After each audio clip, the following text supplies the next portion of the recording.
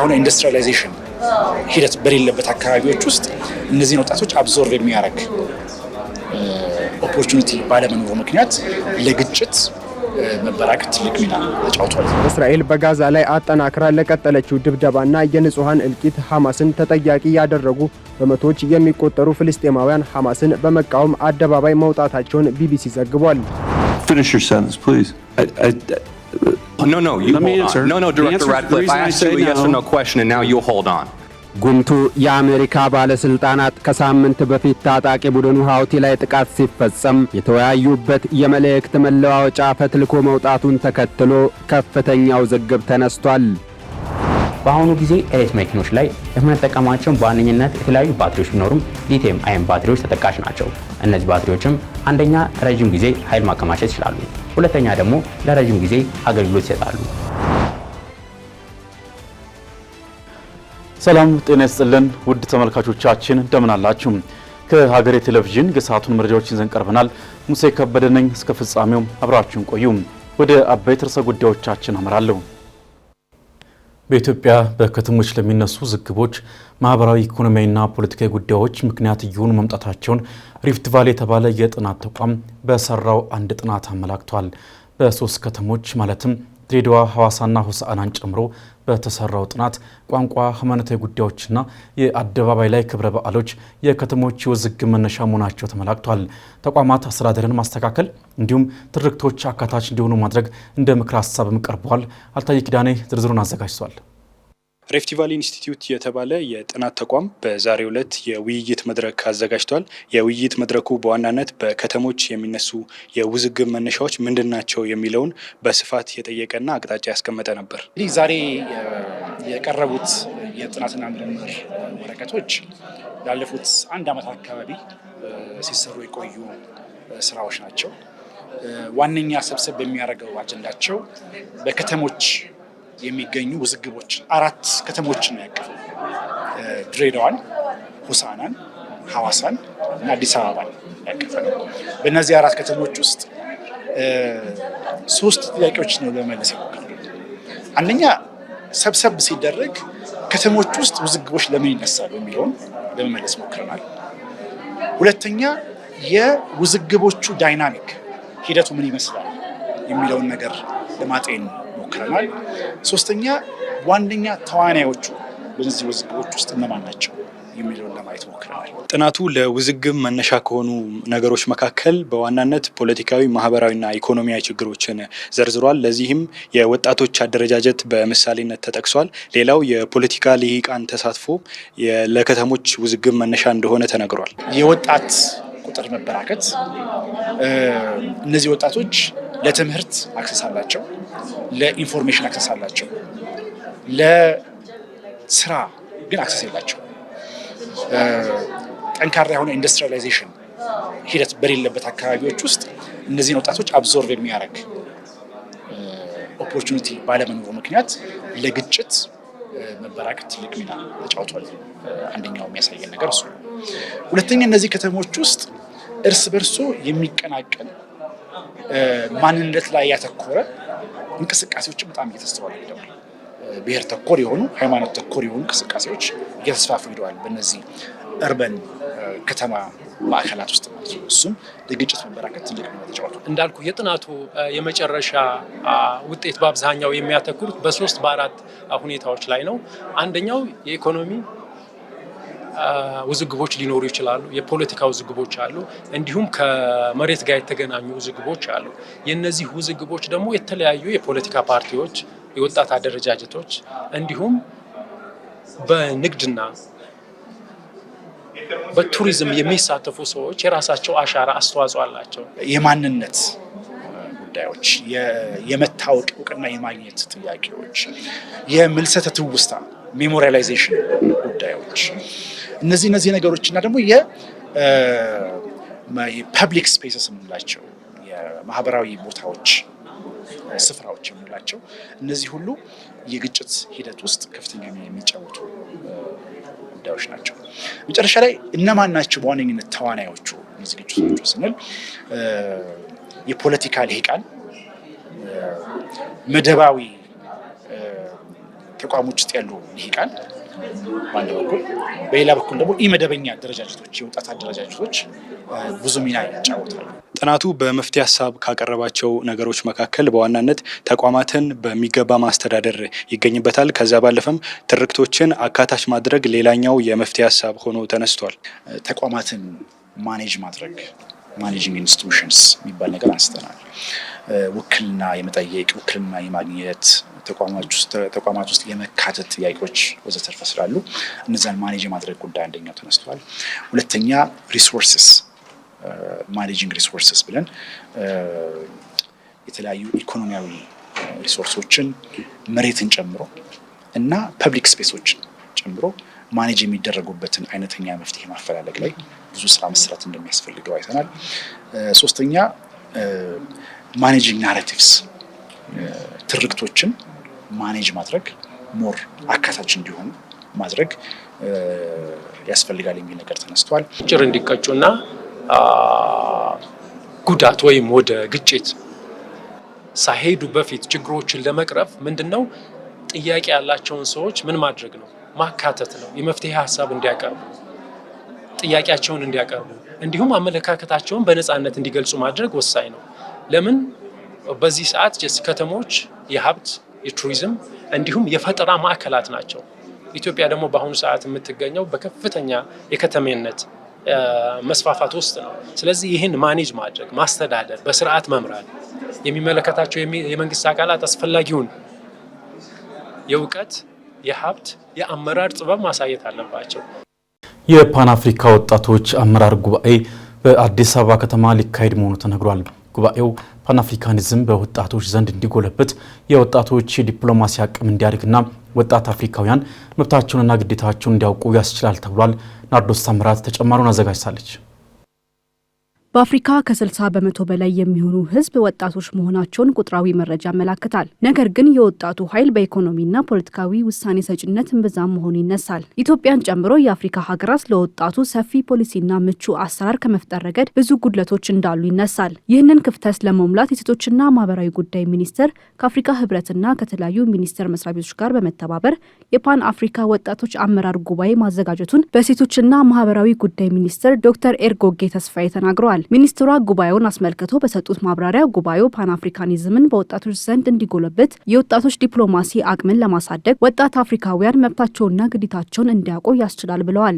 ወጣቶች የበለጸገችና ሰላም የሰፈነባት አፍሪካን ለመገንባት በሚደረገው ጥረት ውስጥ የበኩላቸውን አስተዋጽኦ እንዲያበረክቱ ለማነሳሳትና ቅድም እንደጠቀስኩት የፓን አፍሪካን እሳቤ እንዲሰርጽ ማድረግ ወጣቶች በአፍሪካ ወጣቶች ቻርተር ላይ የተቀመጡ እንደዚሁም ደግሞ የተደነገጉ መብቶችና ግዴታዎቻቸው አሉ። ስለዚህ መብታቸው ምንድነው? በወጣቶች የአፍሪካ ቻርተር ላይ የተቀመጠው ግዴታዎቻቸውስ ምን ይመስላሉ? የሚሉ ጉዳዮችንም በደንብ እንዲያጤኑ ማስገንዘብ የምንችልበት ጉባኤ ነው። ሶስተኛው የወጣቶችን አቅም በመጠቀም የምንፈልጋትን አፍሪካ ወይም አፍሪካ ዊ ዋንት ተብሎ የተቀመጠውን በአፍሪካ ህብረት ላይ መሪዎች ያስቀመጡትን ራዕይ ከመተግበር አኳያ ወጣት አመራሮች እንዲበረታቱ ለማድረግ ትልቅ ጠቀሜታ አለውና ዋነኛው ዓላማውም የጉባኤው ይሄ ነው። በአፍሪካ እድሜያቸው ከ15 እስከ 24 ያሉ ወጣቶች ቁጥር ደግሞ 1.2 ቢሊዮን እንደሚደርስ መረጃዎች ይጠቁማሉ። ወጣቶች ላይ ትኩረት ያደረገው ጉባኤ ከ54ቱም የአፍሪካ ሀገራት የተውጣጡ ከ200 በላይ ወጣቶችና ከሀገር ውስጥ ደግሞ 1000 የሚጠጉ ተሳታፊዎች ይገኙበታል ተብሏል። ከጉባኤው ጋር በተያያዘ የፓናል ውይይት፣ ጀማሪ የስራ ፈጠራ ወጣቶች የሚሳተፉበት አውደ ርዕይ፣ የልማት ስራዎች ጉብኝት፣ በተሳታፊዎች መካከል የልምድና የባህል ልውውጥ እንደሚኖር ዶክተር ኤርጎጌ ተስፋዬ ጠቁመዋል። እንግዲህ በጉባኤው ከሁሉም ሀገራት ኢትዮጵያን ጨምሮ ከ53ቱም የአፍሪካ ሀገራት የሚታደሙ የወጣቶች ጉዳይን የሚመሩ ሚኒስትሮች ይኖራሉ። ምሁራን፣ የወጣቶች አደረጃጀቶችና የወጣት መሪዎች የሚገኙ ይሆናል። ተጽዕኖ ፈጣሪዎችና የተለያዩ ባለድርሻ አካላት ከውጪ የምንጠብቅ ይሆናል። ፓን አፍሪካኒዝምን ከማስረጽ አኳያ ምን አስተዋጽኦ ይኖረዋል የሚለውን በፓነል ውይይት የሚደረግበት ይሆናል። ከፓነል ውይይትን ባሻገር ደግሞ የተለያዩ ርዕሶችን ተንተርሶ የሚደረጉ ፓነል ውይይቶች ባሻገር የተናጥል ውይይቶችም እንዲኖሩ ይደረጋል። የስታርታፕ ደግሞ አውደ ርዕይ ይኖራል። የባህል ልውውጥ መድረክም ይኖረናል። አህጉር አቀፍ የፓን አፍሪካ ወጣት አመራሮች ጉባኤ የወጣቶች አቅም ለበለጸገች አፍሪካ በሚል መሪ ቃል ከመጋቢት 25 እስከ 27 2017 ዓ.ም ድረስ በአዲስ አበባ አድዋ መታሰቢያ እንደሚካሄድ የሴቶችና ማህበራዊ ጉዳይ ሚኒስቴር አስታውቋል። እስራኤል በሰሜናዊ ጋዛ በፈጸመች የአየር ጥቃት የሐማስ ቃል አቀባይ መገደላቸው ተሰምቷል። በሌላ በኩል ደግሞ በመቶዎች የሚቆጠሩ ፍልስጤማውያን በጋዛ እየደረሰ ላለው ውድመት ሐማስን ተጠያቂ በማድረግ ለተቃውሞ አደባባይ መውጣታቸው ተነግሯል። ደምሰው ሽፈራው በሐማስና በእስራኤል መካከል ተደርጎ የነበረው የተኩስ አቁም መጠናቀቅን ተከትሎ የእስራኤል ጦር ዳግም በጋዛ ላይ ከፍተኛ ድብደባ ማድረግ ከጀመረ ውሎ አድሯል። ባለፉት ጥቂት ቀናቶች ውስጥም የእስራኤል አየር ኃይል እያደረገ ባለው ድብደባ በመቶዎች የሚቆጠሩ ፍልስጤማውያን ሕይወታቸውን አጥተዋል። ዳግም ለሁለተኛ ዙር የተኩስ አቁም ስምምነት ለመደራደር ትቀመጣለች ተብላ ስትጠበቅ የነበረችው እስራኤል በጋዛ ላይ የከፈተችው ጥቃት አሁንም ተጠናክሮ የቀጠለ ሲሆን በትላንትናው ዕለት አመሻሹ ላይ የእስራኤል ጦር በሰሜናዊ ጋዛ ባደረሰው የአየር ጥቃት የሐማስ ቃል አቀባይ የሆነው አብድላጢፍ አልቃኗ መገደሉ ተነግሯል። አብዲላቲፍ አልቃኗ የተገደለው በሰሜናዊ ጋዛ በምትገኘው ጃባሊያ ከተማ ውስጥ ተጠልሎበት በነበረው ድንኳን ላይ አነጣጥሮ በተጣለ ቦምብ እንደሆነ የፍልስጤሙ አልአቅሳ ቴሌቪዥን ዘግቧል። በጥቃቱ ከአብድላቲፍ በተጨማሪም ሕፃናትን ጨምሮ በርካታ ንጹሐን ጉዳት እንደደረሰባቸው የአልጀዚራው ጋዜጠኛ ሂንድ ከሆድሬ አትቷል። እንደ ሂንድ ገለጻ ይህ አብድላቲፍ የተገደለበት ጥቃት የእስራኤል ጦር ከትላንት ጀምሮ በጋዛ ሰርጥ የተለያዩ አካባቢዎች ከፈጸማቸው የአየር ጥቃቶች አንዱ ሲሆን በተመሳሳይ ሰዓት አሳፍታዊ በተባለ አካባቢ በሚገኝ አንድ መኖሪያ ቤት ላይ ባደረሱት ጥቃት የአንድ ቤተሰብ አባል የሆኑ 6 ሰዎች ተገድለዋል። ከ10 ቀናት በፊት የተጠናቀቀውን የተኩስ አቁም ስምምነት ተከትሎ እስራኤል የአየር ላይ የቦምብ ድብደባና የእግረኛ ጦርን ያጣመረ ግዙፍ ዘመቻ የጀመረች ሲሆን ለዘመቻው መጀመርም ሐማስ የያዛቸውን ቀሪ እስራኤላውያን ታጋቾች በፍጥነት እንዲለቅ ግፊት ለማድረግ ያለመ ነው የሚል ምክንያት ከእስራኤል በኩል ተሰጥቷል። ባሳለፍነው ቅዳሜ ዕለት እስራኤል በተመሳሳይ መልኩ በደቡባዊ ጋዛ በሚገኘው ናስር ሆስፒታል ላይ ባደረሰችው ጥቃት በሐማስ የፖለቲካ ቢሮ ውስጥ የፋይናንስ ኃላፊ የነበሩት ኢስማኤል ባርሁምን ጨምሮ 5 ሰዎች ተገድለዋል። በተመሳሳይ ቀንም የእስራኤል ተዋጊ ጀቶች ካህን የኑስ በተባለው ስፍራ በነበረ የፍልስጤማውያን ተፈናቃዮች መጠለያ ድንኳኖች ላይ ባዘነበው ቦምብ የሐማስ ከፍተኛ የፖለቲካ አመራር የነበሩት ሳላህ አልባርዳዊል መገደላቸውን ሐማስ ማረጋገጡ ይታወቃል።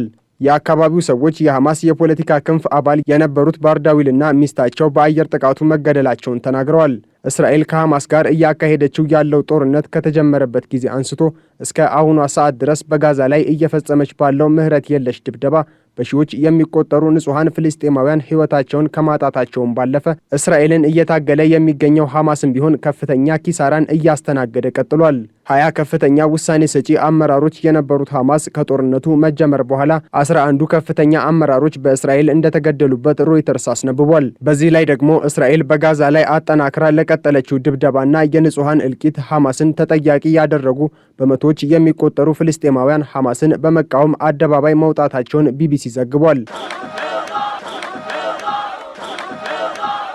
በተለይም ባለፉት ቀናቶች ውስጥ እስራኤል በጋዛ ላይ ለጀመረችው ድብደባ ሐማስ ዋነኛው ተጠያቂ እንደሆነ ለተቃውሞ አደባባይ የወጡት ፍልስጤማውያን በመፈክር ሲያሰሙ ታይተዋል። የሐማስ ተቃዋሚ የሆኑ አክቲቪስቶች ባሰራጩት ምስል ላይም በርካታ አደባባይ የወጡ ወጣቶች ሐማስን ሲያወግዙ የሚያሳይ ሲሆን ፊታቸውን በጭንብል የሸፈኑ የሐማስ ታጣቂዎችም ተቃዋሚዎችን በኃይል ለመበተን ሲሞክሩ ታይተዋል። ሐማስም ተቃውሞ የእስራኤል ተላላኪ በሆኑ አካላት ግፊት የተካሄደ ነው ሲል አጣጥሎታል። በፍልስጤማውያን ላይ እየተፈጸመ ያለውን ከፍተኛ የሰብአዊ መብት ጥሰት ተጠያቂነቱን ከእስራኤል ላይ ለማንሳት የሚደረግ ጥረት ነውም ብሎታል። የሐማስ ተቃዋሚ ሆነው አደባባይ የወጡት ፍልስጤማውያንም ለየትኛውም አካል አጀንዳ መሞት ይበቃናል፣ ለውጭ አገራት ፍላጎት ዋጋ መክፈል ይበቃናል ሲሉ ድምጻቸውን አሰምተዋል። ሐማስ በፍርስራሽ ውስጥ ሆነው የሚጮሁ የሐዘን ድምጾችን ሰምቶ ሊያቆም ይገባል እያሉ መጠየቃቸውን ቢቢሲ ዘግቧል። ከስፍራው እየወጡ ያሉ ዘገባዎችና ምስሎች የሚያሳዩትም ፍልስጤማውያኑ የሐማስንና የሙስሊም ወንድማማቾች አገዛዝ እንደበቃቸው የሚያሳዩ ናቸው። በዚሁ ጉዳይ ከቢቢሲ ጋር ቃለ መጠይቅ ያደረጉት የሐማሱ አመራር ባሴም ናሚ ተቃዋሚዎቹ ሌላ ድብቅ ተልዕኮ ያላቸው ናቸው ሲሉ በመተቸት ተቃውሞ ትክክለኛ ከሆነ ለምን በዌስት ባንክ አልተካሄደም ሲሉ አጣጥለውታል። ቀድሞንም የሐማስን መንገድ የሚቃወሙ ትችቶችን ሲሰነዝሩ የሚታዩ ፍልስጤማውያን ቢኖርም ከተኩስ አቁሙ በኋላ እስራኤል የጀመረችውን ዳግም ድብደባ ተከትሎ ግን በአደባባይ እንዲሁም በማህበራዊ ትስስር ገጾች ላይ ሐማስን ተቃውመው ድምጻቸውን የሚያሰሙ ፍልስጤማውያን ቁጥር እየጨመረ መምጣቱን የቢቢሲው የጋዛ ዘጋቢ ሩሽዲ አቡአሉፍ ያስረዳል። ከቀናት በፊት የመን ላይ የተፈጸመውን ጥቃት በተመለከተ የአሜሪካ ከፍተኛ ባለስልጣናት ሲወያዩ የነበረው መረጃ አፈትልኮ መውጣቱን ተከትሎ ውዝግቦች ተነስተዋል።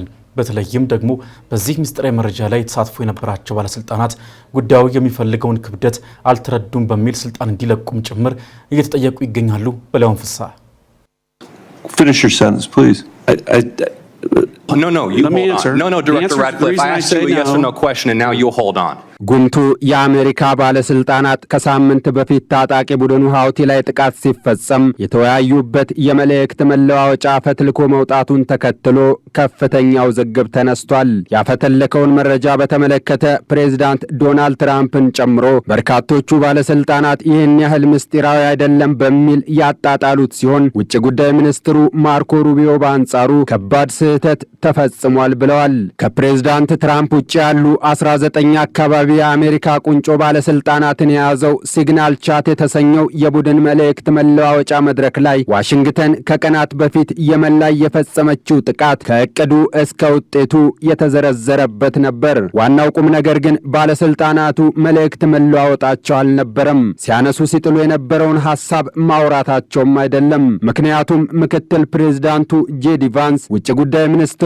ማርኮ ሩቢዮ፣ መከላከያ ሚኒስትሩ ፒት ሄግሴት፣ የትራምፕ ብሔራዊ ደህንነት አማካሪው ማይክል ዎልዝ፣ የሲአይኤ ዳይሬክተሩ ጆን ራትክሊፍም ሆኑ ሌሎቹ ባለስልጣናት አሜሪካ የትኛውም የምድራችን ክፍል ላይ ለምታከናውናቸው ተግባራት ማወቅም ማውራትም ይጠበቅባቸዋልና።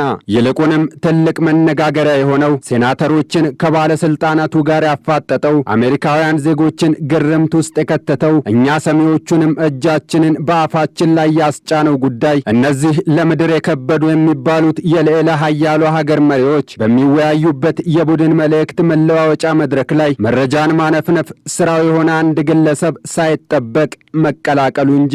ነገሩ ወዲህ ነው። ጋዜጠኛ ጄፍሪ ጎልድበርግ ይባላል። ዘአትሌቲክ በተሰኘው መጽሔት ላይ ዋና አርታይ ነው። የሐውቲው ጥቃት ከመፈጸሙ በፊት እነዚህ ጉምቱ ባለስልጣናት ስለ ጉዳዩ በሚወያዩበት የቡድን መልእክት መለዋወጫ መድረክ ላይ ራሱን ያገኘዋል። ወደ ቡድኑ እንዲቀላቀል የተደረገው ደግሞ በትራምፕ ብሔራዊ ደህንነት አማካሪው ማይክል ዎልዝ አማካኝነት ነበር። ከባለስልጣናቱ እንዳንዱ ሆኖ ራሱን ያገኘው ጎልድበርግ ታዲያ እንደተለመዱት ሐሰተኛ የማህበራዊ ሚዲያ የመልእክት መለዋወጫ መድረኮች ሁሉ በዋሽንግተን ባለስልጣናት ስም የተከፈተ ሐሰተኛ መድረክ መስሎት የነበረ ቢሆንም የየመኑ ታጣቂ ቡድን ላይ ሊፈጸም የታቀደው ጥቃት ተፈጽሞ ሲመለከተው ትክክለኛዎቹ የነጩ ቤተ መንግስት ባለስልጣናት መሆናቸውን አረጋገጠ። ባለስልጣናቱ ካነሷቸው ሐሳቦች ጥቂቶቹን ጨልፎ ያለፈው ሰኞ ለህትመት እንዲበቃም አደረገው። ከዚህ ጊዜ በኋላ ነበር ውዝግቦች መነሳት የጀመሩት። በሚስጥር ያወሯቸው ሐሳቦች አደባባይ የወጡባቸው የትራምፕ ሰዎች ታዲያ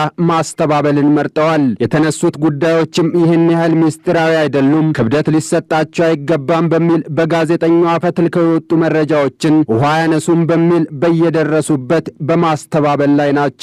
ከጉዳዩ ጋር ቅርበት ያላቸው የተለያዩ ባለሙያዎች በአንጻሩ አሜሪካን ያህል ሀገር የሚመሩት ባለስልጣናት እንዴት ማንኛውም ሰው ሊቀላቀልበት በሚችል የመልእክት መለዋወጫ መድረክ ላይ በሚስጢር ሊያዝ የሚገባ መረጃን ይለዋወጣሉ በሚል በግርምት ራሳቸውን እየጠየቁ ይገኛሉ። የአሜሪካ ሴኔትም የተሰበሰበ ሲሆን በተለይም ደግሞ የመጀመሪያው ጥቃት ሐውቲ ላይ ከመፈጸሙ ከ2 ሰዓታት በፊት ጥቃቱ እንደሚፈጸምና የጦር ጀቶቹ ከ15 ደቂቃ በኋላ ካሉበት ቦታ እንደሚነሱ መከላከያ ሚኒስትሩ ፒት ሄግሴት መናገራቸውን ተከትሎ ይህ መረጃ ሐውቲ ጋር ደርሶ ቢሆን ውጤቱ አሜሪካ ካሰበችው በተቃራኒ ሊሆን እንደሚችል በማንሳት ይሞግታሉ። የሲአይኤውን ዳይሬክተር ጆን ራትክሊፍንና የብሔራዊ ደህንነት ዳይሬክተሯን ቱልሲ ጋባርድን ምላሽ እስኪጠፋቸው ድረስ ሴናተሮቹ በጥያቄ አፋጠዋቸዋል። Finish your sentence, please. No, you hold on. No, Director Radcliffe. I asked you a yes or no question, and now you hold on. The timing of U.S. airstrikes, correct? እያወራን ያለ ነው አሜሪካ ጥቃት ስለምትፈጽምበት ሰዓት ነው አይደል? Yes, and therefore the timing of sending US air crews into hostile airspace, correct?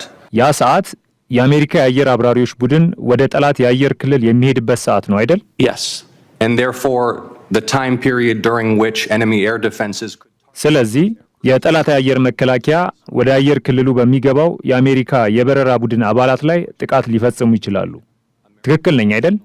ጋዜጠኛው ጄፍሪ ጎልድበርግ ያገኘውን መረጃ የጥቃቱ ኢላማ የነበረው ታጣቂ ቡድኑ ሀውቲ ቀደም ብሎ አግኝቶት ቢሆን ኖሮ የጦር ጀቶቹን ሲዘውሩ የነበሩ አሜሪካውያኑ ፓይለቶችም ሆኑ ሌሎቹ የጥቃቱ ተባባሪ አባላት ላይ የከፋ አደጋ ሊደርስባቸው እንደሚችል ሴናተሮቹም ሆኑ ወታደራዊ ዕውቀት ያላቸው አሜሪካውያን ይሞግታሉ። በጀማይካ ጉብኝት ላይ ያሉ ስለ ጉዳዩ የተጠየቁት ውጭ ጉዳይ ሚኒስትሩ ማርኮ ሩቢዮም ቢሆኑ በእርግጥም አንድ ሰው ስህተት ሰርቷል፣ ትልቅ ስህተት፣ ጋዜጠኛውን ወደ መልእክት መለዋወጫ ሲግናል ቻቱ የቀላቀለው ሰው ማለታቸውን ቢቢሲ ዘግቧል። በመልእክት መለዋወጫው ላይ የተጻጻፏቸው እቅዶች ፀሐይ የሞቀባቸው ሀገር ያወቀባቸው በትራምፕ ዙሪያ ያሉ አውራ ባለስልጣናትም ሆኑ የነጩ ቤተ መንግስት ተዘዋሪው አዛውንቱ ፕሬዝዳንት ግን ክላሲፋይድ ኢንፎርሜሽን አለያም ጥብቅ መረጃዎች አይደሉም በሚል ማስተባበላቸውን ቀጥለዋል።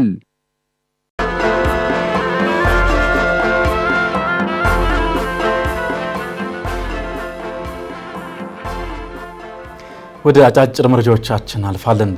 ጠቅላይ ሚኒስትር ዶክተር አብይ አህመድ የትግራይ ክልል ጊዜያዊ አስተዳደር ፕሬዝዳንትን ህዝቡ እንዲመርጥ የሰጡት እድል ለዲሞክራሲ የቀረበ ቢሆንም የትግራይ ክልል ጊዜያዊ አማካሪ ምክር ቤቱን ያገለለ ነው ሲሉ በክልሉ የሚንቀሳቀሱ ፓርቲዎች ለሀገሬ ቴሌቪዥን ቅሬታቸውን አቀረቡ።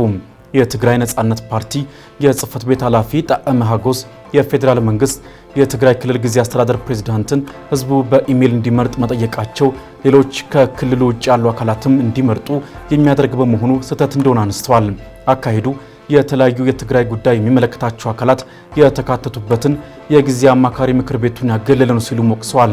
ህወሓት የጠቅላይ ሚኒስትሩ ተግባር የፕሪቶሪያውን ስምምነት የጣሰ ነው ማለቱ የሚታወስ ሲሆን በጠመንጃ ታግዞ መፈንቅለ ጊዜ አስተዳደር ያደረገው ህወሓት የፕሪቶሪያው ስምምነት ተጣሰ ማለቱ ውሃ የሚያነሳ ጉዳይ ነው ሲሉ አቶ ጣዕመ ተችተዋል።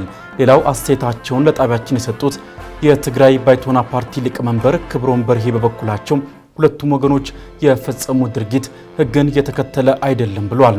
ተቋሚ ፓርቲዎችን ያገለለና ያላማከረ መሆኑ አግባብነት የለውም ሲሉም አቶ በርሄ አክለው ተናግረዋል።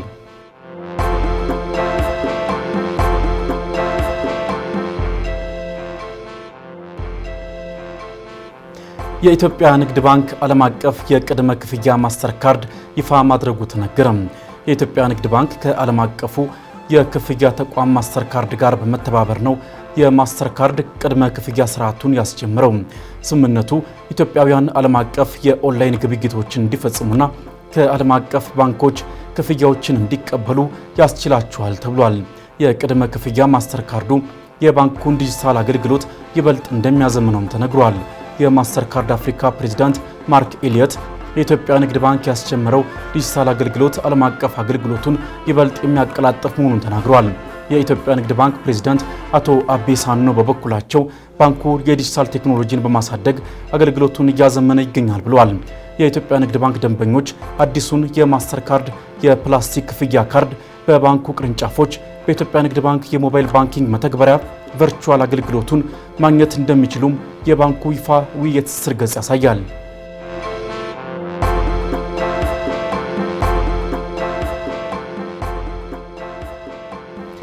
በአዲስ አበባ ከተማ የሚገኙ ነጋዴዎች ከሰራነው በላይ ግብር እንድንከፍል እየተደረግን ነው ሲሉ ቅሬታቸውን አቀረቡ። ነጋዴዎቹ ግብር ለማሳወቅ ወደ ገቢዎች ቢሮ በሚሄዱበት ወቅት የሸጣችሁት ዕቃ ዋጋ ልክ አይደለም፣ ጨምሮ እየተባሉ ነው ብለዋል። ለሚያቀርቡት ጥያቄ ቢሮው የገበያ ጥናት ማካሄዱን እንደ ምላሽ እንደሚቀርብላቸው አንስተዋል። ይህ ተጠና የተባለው ጥናት ነጋዴውን ማህበረሰብ ያላሳተፈ ነውና እንዲሁም መቼ እንደተደረገ እንደሚያውቁ ገልጸዋል። ነጋዴው እንዲከፍል ከሚወሰንበት የግብር ገንዘብ ውስጥ ከ45 እስከ 55% የሚሆነው ወለድና ቅጣት መሆኑን የአዲስ አበባ ገቢዎች ቢሮ ኃላፊ አቶ ቢኒያም ምክሩ አክለው ገልጸዋል። ይህ የሚሆነው ነጋዴው የሚሸጠውን ዕቃ ዋጋ ሲያሳውቅ አሳንሶ በማሳወቁ የሚመጣ መሆኑን ተገልጿል። ነጋዴዎች ዓመታዊ ኦዲት ሲያደርጉ የእያንዳንዱን ዕቃ ዋጋ ዝርዝር መረጃን መሰረት በማድረግ የሚሰራ በመሆኑ ነጋዴው ለከፍተኛ ወለድና ቅጣት እየተዳረገ እንደሚገኝ ማብራርተዋል።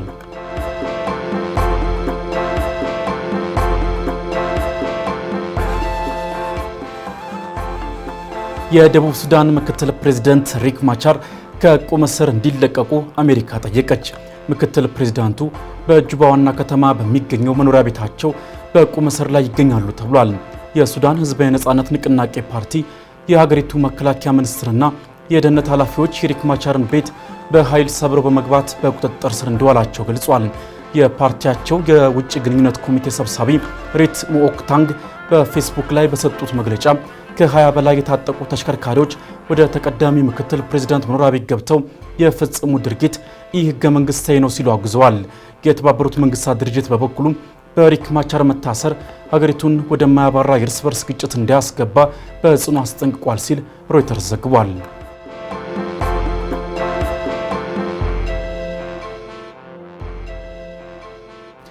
አሜሪካና አውሮፓ በተናጠል የሚያሳኩት አንዳች ነገር የለም ሲሉ የኔቶ ዋና ጸሐፊ ማርክ ሩት አሳሰቡ። ዋና ጸሐፊው በአትላንቲክ ደህንነት እንዲሁም በሩሲያ ላይ በተያዘው አቋም ሁለት ወገኖች መለያየት ላይ መግባት እንደሌለባቸው አንስተዋል። ፕሬዚዳንት ዶናልድ ትራምፕ ወደ አመራርነት ከመጡ በኋላ አውሮፓ የራሱን ደህንነት እንዲጠብቅ ሲያሳስቡም ነበር። የሰሜን አትላንቲክ ጦር ቃል ኪዳን ድርጅት ኔቶ አባል ሀገራትም ለድርጅቱ ተመጣጣኝ ክፍያ ማድረግ አለባቸው ማለትም ሲናገሩ ቆይተዋል። ይህም የድርጅቱ አባል ሀገራት በአሜሪካ ላይ ሰፊ ጥርጣሬ እንዲያሳድሩ አድርጓቸዋል የተባለው ዋና ጸሐፊው ማርክ ሩት ሁለቱም ወገኖች ከመቼውም ጊዜ በላይ ወደ አንድነት ሊመጡ ይገባል ማለታቸውን የዘገበው ሮይተርስ ነው።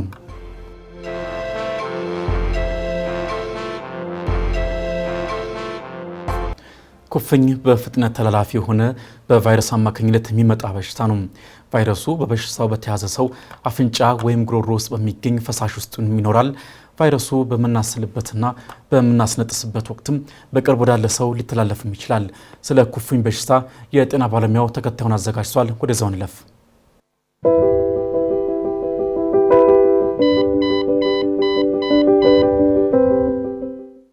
በዛሬው የጤና አዳም ዝግጅታችን በከፍተኛ ደረጃ ተላላፊ ስለሆነው ነገር ግን በክትባት ልንከላከለው ስለምንችለው የኩፍኝ በሽታ ጥቂት መረጃዎችን እናደርሳችኋለን። በላይ ባይሳሴ ነኝ።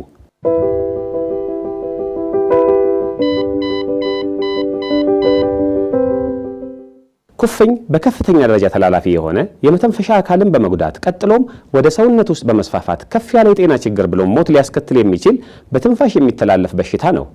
የኩፍኝ በሽታ በቫይረስ አማካኝነት የሚመጣና በማንኛውም ሰው ላይ ሊከሰት የሚችል ቢሆንም በልጆች ላይ በይበልጥ በመከሰት ይታወቃል። እንደ አውሮፓውያን አቆጣጠር በ1963 የኩፍኝ ክትባት ከመጀመሩና ክትባቱ በሰፊው ከመዳረሱ በፊት በየ2 እና 3 ዓመቱ የኩፍኝ ወረርሽኞች ይከሰቱ የነበረ ሲሆን በየዓመቱ ወደ 2.6 ሚሊዮን የሚገመት ሞት ያስከትል እንደነበር የዓለም ጤና ድርጅት መረጃ ይጠቁማል። ምንም እንኳን በተመጣጣኝ ዋጋ ደህንነቱ የተጠበቀ ክትባት ቢኖርም በፈረንጆቹ በ2022 እስከ 136,000 የሚሆኑ ሰዎች በኩፍኝ ምክንያት ህይወታቸውን አጥተዋል። ከነዚህም ውስጥ አብዛኞቹ ከ5 ዓመት በታች የሆኑ ህጻናት ነበሩ። በሌላ በኩል ደግሞ እንደ አውሮፓውያን አቆጣጠር ከ2000 እስከ 2022 ድረስ ክትባት በአግባቡ በመውሰድ በመቻሉ ምክንያት ሊከሰት የሚችል ከ57 ሚሊዮን በላይ ሞትን መከላከል እንደተቻለ የዓለም አቀፉ ጤና ድርጅት ሪፖርት ይገልጻል። ሀገራችን ኢትዮጵያም በተለያዩ ጊዜያት በኩፍኝ ወረርሽኝ ተጠቅታለች።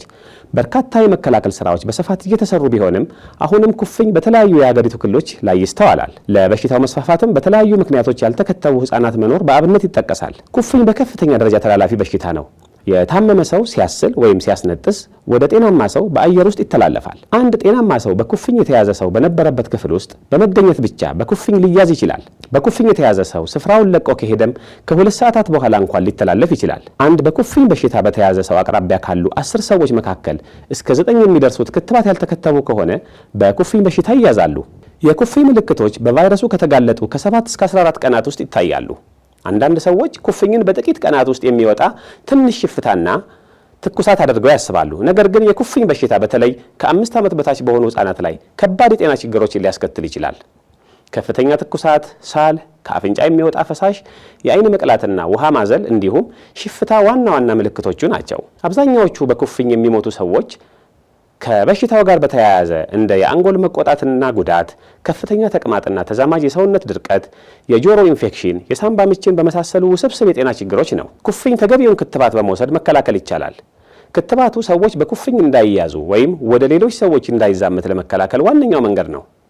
ውድ የጤና አዳም መሰናዶ ተመልካቾቻችን፣ ኩፍኝ በምድር ላይ ካሉ በጣም ተላላፊ በሽታዎች አንዱ ቢሆንም ውጤታማና አስተማማኝ በሆነው የኩፍኝ ክትባት ልጆችዎን በማስከተብ በሽታውን እንዲከላከሉና ከላይ የዘረዘርናቸው ምልክቶች በርሶ በቤተሰቡ ወይም በአካባቢው ባሉ ሰዎች ላይ ከተከሰተ በአፋጣኝ ወደ ጤና ተቋም በፍጥነት ይሂዱ የዕለቱ መልእክታችን ነው።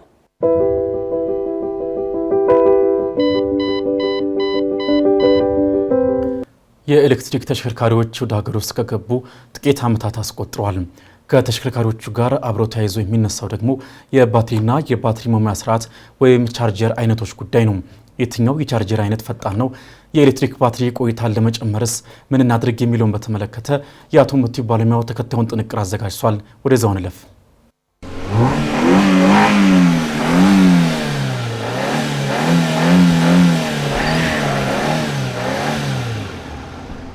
ሰላም እንደምን አላችሁ ውድ ተመልካቾቻችን። በዛሬው ዝግጅታችን የኤሌክትሪክ መኪና ባትሪና ቻርጀሮች እንዴት እንደሚሰሩ እናያለን። ከመረጃዎቹ ጋር አብሬያችሁም ቆየው የአውቶሞቲቭ ባለሙያ አዱንያ ብርሃኔ። መልካም ቆይታ። የኤሌክትሪክ መኪኖች ኢቪስ በዓለማችን ላይ እየተስፋፋ ከሚገኙ ቴክኖሎጂዎች መካከል አንዱ ነው። ይህ የተፈጠረው በነዳጅ የሚሰሩ መኪኖች በየቀኑ በማህበረሰቡ ላይ እየደረሰ ያለውን የነዳጅ ውድነትና የአየር መበከል ለመከላከል ታስበው የተሰሩ ናቸው። ነገር ግን ኤሌክትሪክ መኪኖች ለመስራት ባትሪና ቻርጀሮች ያስፈልጓቸዋል። የኤሌክትሪክ መኪና ባትሪ ምንድን ነው? ባትሪ የኤሌክትሪክ መኪናን ኃይል ማከማቻ የሚሆንና የኤሌክትሪክ መኪኖች የሚያግዝ መሳሪያ ነው። በአሁኑ ጊዜ ኤሌክትሪክ መኪኖች ላይ የምንጠቀማቸው በዋነኝነት የተለያዩ ባትሪዎች ቢኖሩም ሊቲየም አየን ባትሪዎች ተጠቃሽ ናቸው። እነዚህ ባትሪዎችም አንደኛ ረጅም ጊዜ ኃይል ማከማቸት ይችላሉ፣ ሁለተኛ ደግሞ ለረጅም ጊዜ አገልግሎት ይሰጣሉ። ከዚህ በተጨማሪ የተለያዩ የባትሪ አይነቶች አሉ። የኤሌክትሪክ መኪና ባትሪ ከሚጠቀሟቸው የባትሪ አይነቶች መካከል የመጀመሪያው ሊቲየም አየን ባትሪ ሲሆን በብዛት ኤሌክትሪክ መኪኖች ላይ ተገጥሞ የምናገኘው የባትሪ አይነት ነው። ይህም ረዘም ያለ የህይወት ቆይታም አለው። ሁለተኛው ደግሞ ኒክል ሜታል ሃይብሪድ ይባል ባትሪ ነው። በተለይ በሃይብሪድ መኪኖች ላይ የሚጠቀሙት ሲሆን የኃይል ቆይታውም የተሻለ ነው። ሶስተኛው ደግሞ ሌድ አሲድ ባትሪ ነው። ይህ ባትሪ ረዘም ያለ ጊዜ አያገለግልም፣ ነገር ግን በአነስተኛ ዋጋ ሊገኝ የሚችል የባትሪ አይነት ነው። የባትሪ ህይወትና ጥገናውን በምናይበት ጊዜ የባትሪ ህይወት ከ8 ዓመት እስከ 15 ዓመት እንደ ባትሪው አይነት ቢለያይም እስከዛን ያህል ያገለግላሉ ተብሎ ይጠበቃሉ። የባትሪ ቆይታ ለማረጋገጥ ሙሉ ለሙሉ ቻርጅ ፉል አለማድረግ፣ ከዚህ በተጨማሪ ደግሞ በሞቃትና ቀዝቃዛ ቦታዎች ላይ መኪናውን ለረጅም ጊዜ አለማቆም ተገቢ ነው። የኤሌክትሪክ መኪና መመገቢያ ሆኖ የሚገለጸው ቻርጀር ነው። መኪናችን ቻርጅ ለማድረግ ቻርጅ ማድረጊያ ስቴሽን ወይም በቤት ውስጥ መኪናችንን ቻርጅ ማድረግ እንችላለን። የቻርጀር አይነቶች በምናይበት ጊዜ 3 አይነት የባትሪ ቻርጅ የምናደርግባቸው አሉ። የመጀመሪያው ሌቭል 1 ቻርጀር ነው። ይህ ቻርጀር በግድግዳ ሶኬቶች ላይ ቻርጅ የምናደርግበት ሲሆን ቻርጅ ሲያደርግም በጣም ቀስ ብሎ ቻርጅ የሚያደርግ ነው። ሁለተኛው ደግሞ የቻርጀር አይነት ሌቭል 2 ቻርጀር ይባላል። በማህበረሰቡ ውስጥ ብዙ ጊዜ የምንጠቀማቸው የቻርጀር አይነት ፋስት ቻርጀር በተለምዶ የሚባለው ይሄኛው ሌቭል 2 ቢሆንም ነገር ግን ይሄኛው ፋስት ቻርጀር የሚባለው አይደለም። እነዚህ ሌቭል 2 ቻርጀሮች ከ7 እስከ 11 ኪሎዋት ያህል የኃይል የማስተላለፍ አቅም አላቸው። ቀጣዩ የቻርጀር አይነት ደግሞ ዲሲ ፋስት ቻርጀር ነው። እነዚህ ቻርጀሮች እጅግ በጣም ፈጣን የሆኑ መልኩ ከአንድ ሰዓት ባነሰ መልኩ ቻርጅ ማድረግም ይችላሉ። ኤሌክትሪክ መኪና ባትሪዎችና ቻርጀሮች በየቀኑ ማሻሻያ እየተደረገባቸው ለገበያ እየቀረቡም ይገኛሉ። እነዚህ ቴክኖሎጂዎች በአግባቡ መጠቀምም ይኖርብናል። ለዛሬ ይዤላችሁ የቀረብኩት መረጃ ይሄን ይመስል ነበር። በቀጣይ ሌሎች ከመኪና ጋር በተገናኙ መረጃ እስከምንገናኝ ድረስ መልካም ሁሉ ተመኘው።